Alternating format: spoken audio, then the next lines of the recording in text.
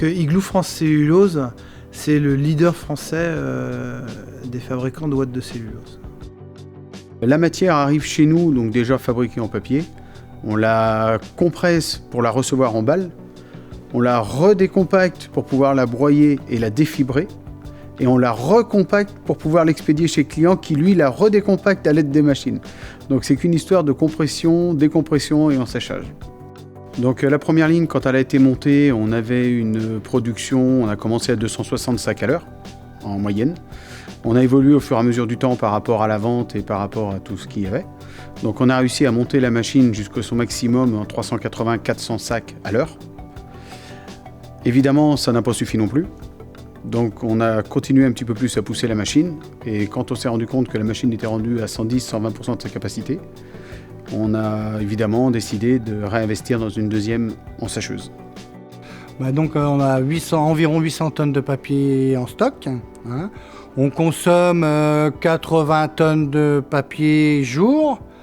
Donc on arrive à sortir 220-230 palettes jour en 2 équipes. Actuellement, maintenant à ce jour, nous avons 2 HVS 400. Donc il existe en 200, donc ça fait 200 ballots heure. Celle-là c'est une 400. D'accord. Après, il y a les palettiseurs, donc là c'est 200, il y en a 2. Et après ça s'en va à une seule housseuse qui fournit largement les 2 machines. Cette machine-là, en fait, elle sert juste à compresser la ouate, à les mettre en ballot. On reçoit du produit en vrac, dans une trémie, et après ça tombe dans les chambres de compression. C'est compressé et ensaché en même temps.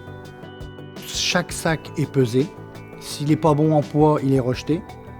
Et après, ça s'en va au palettiseur. C'est palettisé automatiquement.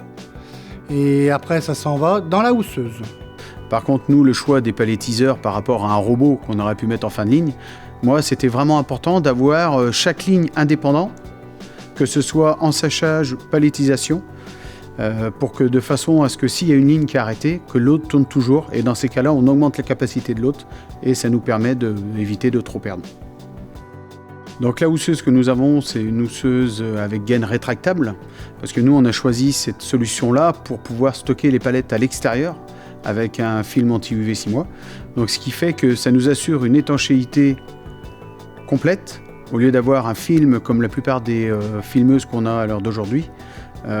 Nous, c'est une évolution pour nous en France, parce qu'il n'y a pas beaucoup de ces machines-là chez nous.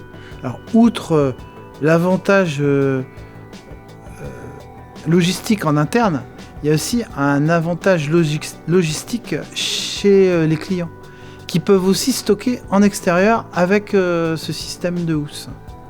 Cette ligne de production a été choisie par Igloo Canada, qui avait 40 ans d'expérience au moment en 2011 déjà.